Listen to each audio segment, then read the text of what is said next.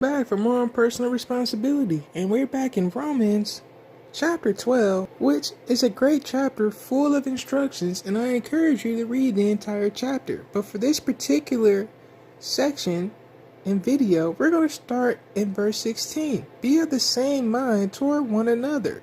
Do not be proud in mind, but go along with the lowly. Do not be wise in your own estimation. Repay no one evil for evil. Respect what is right in the sight of all men.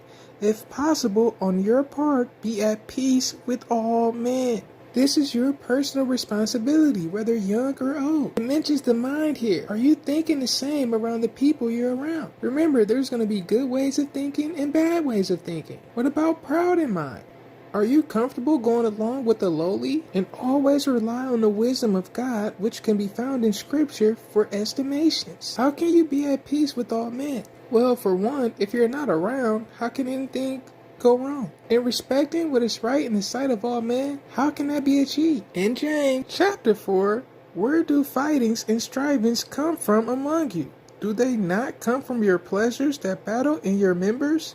You desire and do not have. You murder and are jealous and are unable to obtain. You strive and fight and you do not possess because you do not ask. This is an incredible passage of scripture and can be applied in many ways. Where do fightings and strivings come from among you? Have you studied the history of boxing? In ancient Rome, some of the fights ended in death. Does that sound like behavior God will want? It's been around for a long time. The pre-weigh-in, what's this about? Is this where arguments start? Is this what causes the fight? Why are they staring so intensely at each other? Is this the right thing to do as a Christian, walking up before the fight? Hansel Emmanuel Donato Dominguez. Would he, if he beat you in basketball, cause you to want to fight? With Life Christian Academy on the uniform, dunking with one arm? Melly, what about her? One arm, but I see him with two. You gotta use what you It's God's gift to you, right? You're gonna accept it.